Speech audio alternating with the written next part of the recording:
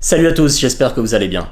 Et si Mike Trout était tradé? Sincèrement, à mon sens, les Angels d'Anaheim devraient absolument considérer trader Mike Trout actuellement. On se situe mi-mai 2026 et il y a toutes les meilleures raisons au monde qui sont sur la table pour que Mike Trout, le franchise player des Angels depuis une dizaine d'années, soit tradé. Sincèrement, c'est maintenant ou jamais. Je vous dis pourquoi dans cette vidéo. Tout d'abord, les Angels sont exécrables, sont très mauvais. Il n'y a pas 10 000 manières de le dire. Ils sont sur un ratio victoire-défaite qui est déjà fortement négatif. Leur saison est d'ores et déjà terminée. Ils ont un bullpen et une défense qui est tout simplement terrible. Dès qu'ils ont un lead dans un match au 5e ou au 6e inning, ensuite ils se prennent une pluie de runs parce que leur bullpen n'arrive pas à tenir les leads et que c'est tout simplement la cata. En revanche, qu'est-ce qui se passe pour Mike Trout sur ce début de saison ? Mike Trout, qui est le franchise player des Angels depuis maintenant une dizaine d'années et qui a souffert de nombreuses blessures qui l'ont vraiment diminué et qui lui ont coûté beaucoup de temps de jeu sur ces dernières saisons. Et bien en ce début de saison 2026, Mike Trout il revient à un niveau exceptionnel. Et ça vraiment, tout est à mettre à son crédit de futur Hall of Famer. Il est excellent en moyenne à la batte, donc en average, mais il tape aussi un nombre impressionnant de home runs. Il est proche des leaders de la MLB sur les deux ligues combinées. Beaucoup de runs, beaucoup de RBI, sur les stolen bases, bien entendu il n'est pas à son prime physique comme il y a maintenant 6-8 ans, mais en revanche il peut ponctuellement en voler une ou deux par là. Donc Mike Trout fait vraiment partie des deux meilleurs joueurs des Angels avec Zach Neto, le shortstop qui est aussi un très bon joueur. Mais hormis ça, sincèrement c'est un petit peu le désert, il y a très peu de qualité dans cet effectif d'un point de vue offensif. Maintenant regardons les choses factuellement. Mike Trout s'approche des 35 ans. Donc clairement, il est sur une pente où d'un point de vue performance, naturellement, il va baisser. Les Angels lui doivent toujours 35 millions de dollars par an jusqu'à 2030. C'est probablement, et c'est même certain, le meilleur moment pour se libérer de son contrat, s'ils le réussissent, pour récupérer, selon la plupart des analystes et des podcasts aux États-Unis, le gain espéré en termes de trade avec les Angels pour Mike Trout serait probablement d'un joueur, un bon joueur de MLB établi, plus un prospect, voire sinon deux prospects intéressants. Ça devrait être un bon package en retour pour Mike Trout. Mais maintenant, un élément qui est important, c'est qu'en MLB, contrairement à la NFL par exemple, un joueur peut bien entendu refuser d'être tradé.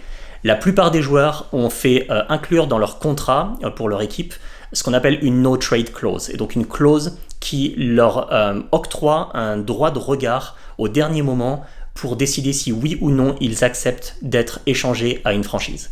Et en fait, ça c'est crucial dans le cas de Mike Trout, parce que Mike Trout a une full no trade clause, et ça va donc énormément limiter le nombre de franchises qui potentiellement pourraient trader pour lui.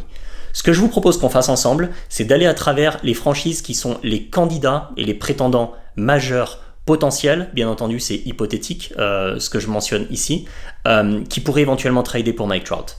Un premier candidat, ça serait les Toronto Blue Jays. Pourquoi ? Parce que masse salariale très importante, volonté de gagner et d'aller au World Series, avec l'exemple à cette intersaison de Dylan Cease, le pitcher, qu'ils ont récupéré avec un contrat très très important. En revanche, ce qui est quasiment certain dans ce cas de figure-là, c'est que Mike Trout refusera d'aller à Toronto, refusera d'aller au Canada. C'est absolument acquis. Je ne vois pas comment Mike Trout pourrait vouloir quitter la Californie du Sud, sa maison, sa grande demeure proche de LA pour aller au Canada avec la météo qu'il y a pour encore X années de contrat devant lui. C'est tout simplement impossible. Allons maintenant sur la deuxième franchise qui est basée aussi en AL East et qui pourrait être un prétendant sérieux. C'est bien entendu les New York Yankees. Pourquoi ça ferait sens ? Parce que les Yankees, bien entendu, ont une masse salariale très importante et sont un grand marché.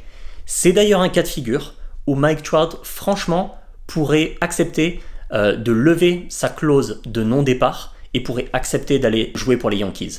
Pourquoi ? Parce qu'un nouveau grand marché, grande ville, franchise iconique, ça pourrait être tout à fait entendable et compréhensible de voir Mike Trout aller passer plusieurs années et finir sa carrière aux Yankees.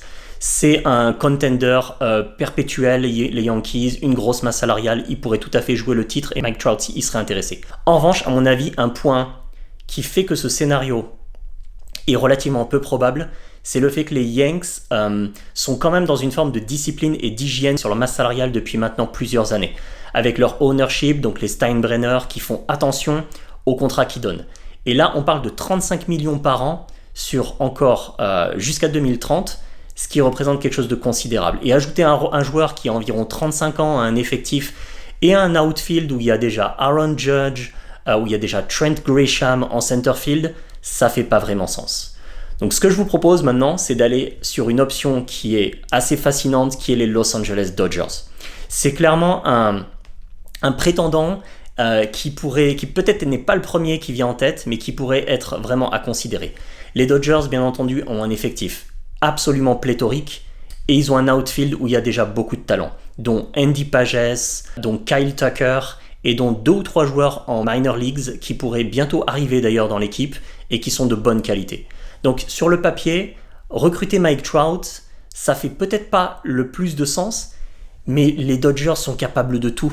C'est ça ce qui se passe. C'est qu'ils sont capables de absolument tout, de mettre des piles et des piles de dollars pour améliorer l'équipe et ajouter un joueur légendaire, un futur Hall of Famer et un joueur iconique comme Mike Trout pour obtenir ces petits pourcentages supplémentaires pour amener l'équipe à un niveau encore supérieur. Donc je pense qu'il ne faut pas complètement rayer des options les Dodgers, ça reste une possibilité, ils ne sont pas à mon avis favoris, mais en fait on ne sait jamais avec eux.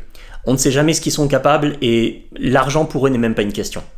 Donc dans ce sens-là, ils sont à envisager. En revanche, un prochain concurrent qui est aussi un outsider et à mon sens qui pourrait être très intéressant, ça serait les San Diego Padres. Pourquoi ? Parce qu'ils sont en contention, ils sont actuellement très bien dans la NL West sur cette saison 2026, donc ils vont jouer le titre. Ils ont des déficiences quand même en attaque, donc Mike Trout en outfield pourrait clairement leur apporter de manière intéressante en production offensive. La question en revanche, c'est que d'un point de vue de leurs propriétaires, ils sont en plein changement, puisque des nouveaux propriétaires arrivent dans la franchise, et c'est la question majeure, c'est alors qu'il y a déjà des gros contrats sur la franchise avec, bien entendu, Manny Machado, mais aussi Fernando Tatis, est-ce que les nouveaux propriétaires vont être enclins à ajouter un salaire de 35 millions de dollars sur les prochaines années avec un joueur vieillissant? C'est vraiment la question centrale concernant les Padres de San Diego. Pour ce qui est du fait que est-ce que Mike Trout est enclin à aller à San Diego? Là, probablement que oui. Pourquoi ? Parce que San Diego, tout d'abord, se situe à 1 heure, 1 heure et demie de voiture au sud d'Anaheim et d'Orange County où vit Mike Trout. Donc franchement, c'est un commute qui est tout à fait entendable et faisable. Et puis, la météo est la meilleure de tous les États-Unis à San Diego, proche de la frontière du Mexique. La franchise, quand même, est excitante et intéressante, avec un super effectif, avec des jeunes joueurs, avec Machado et Tatis que je viens de mentionner. Et ils peuvent jouer les World Series. Donc là, il est recevable et franchement entendable de se dire que Trout pourrait accepter de lifter sa no-trade clause pour rejoindre les Padres. Maintenant, je vous donne 2 autres choix supplémentaires et 2 autres prétendants qui sont les Philadelphia Phillies, qui pourrait être vraiment un player pour Mike Trout. Le premier élément, c'est que Trout, il est de la région, il vient de la périphérie de Philadelphie, et par conséquent, il pourrait être enclin à accepter un trade aux Phillies. Le deuxième aspect, c'est que les Phillies, ils sont une équipe qui est clairement un contender pour les World Series, avec un corps de joueurs, un noyau de joueurs, donc Zach Wheeler au pitching, Bryce Harper et Kyle Schwarber, c'est leurs 3 joueurs principaux. Eh bien, ce nucléus, ce noyau, il est vieillissant et il leur reste clairement 1 ou 2 ans, 1 ou 2 saisons pour produire, pour avoir une production qui soit importante avant probablement de décliner et les Phillies devront passer sur un rebuild et reconstruire l'équipe par la suite, avec probablement quelques saisons de vache maigre. Donc ce que pourrait décider le GM actuel, Dave Dombrowski des Phillies, c'est de se dire je fais all-in. On met tous les jetons au milieu de la table, on met absolument tout, on amène Mike Trout, on trade pour lui, on envoie un prospect et un joueur, disons, moyen établi de MLB pour le récupérer, et c'est parti. Ajoutons une pièce majeure à notre outfield, et allons-y, on met absolument toutes les billes au milieu pour essayer de gagner les World Series. Je pense que c'est un scénario qui est entendable et qui est possible. Vraiment, ça serait pas quelque chose complètement inattendu de voir les Phillies au mois de juin faire un trade pour Mike Trout et lui qui accepte. Je pense que c'est entendable. Maintenant, la dernière équipe que je vais mentionner, c'est les New York Mets. Et bien entendu, dans toutes les équipes que j'ai mentionnées dans cette vidéo, vous remarquez qu'il n'y a aucune équipe qui est avec une masse salariale faible, puisque que des équipes avec des assez grands marchés et des masses salariales considérables peuvent endosser et accepter de voir venir un joueur comme Mike Trout avec son salaire qui va venir rejoindre l'équipe. Maintenant, les New York Mets, pourquoi est-ce que ça ferait sens? Tout d'abord, c'est le marché de New York. Donc Mike Trout pourrait accepter de rejoindre l'équipe et cette équipe et cette franchise, ça serait entendable. Ensuite, Steve Cohen est un multimilliardaire et l'owner, le propriétaire le plus riche de toute la MLB, donc il pourrait clairement accepter de payer un contrat très important à Mike Trout, et les 35 millions par an qui restent sur toutes les prochaines années, eh bien il serait enclin probablement à payer la luxury tax, ça serait pas un souci pour lui. En revanche, le problème, c'est le timing. C'est probablement pas le bon moment pour les New York Mets actuellement. Pourquoi? Parce que le début de saison est catastrophique et absolument calamiteux. Ils sont derniers dans la NL East. La saison se déroule absolument pas selon les plans. L'équipe sous-performe, surtout en attaque. Et probablement, ils vont devoir vendre d'ailleurs à la trade deadline quand on va arriver au mois de juin-juillet. Ça ferait assez peu de sens pour les Mets de venir ajouter un joueur vieillissant, tout All-Star et futur Hall of Famer qui soit en Mike Trout, ça ferait pas vraiment de sens. Donc voilà toutes les options et les choix possibles que je vous ai mentionnés. Donc en passant des Yankees aux Padres, aux Dodgers, aux Mets, aux Phillies, entre autres.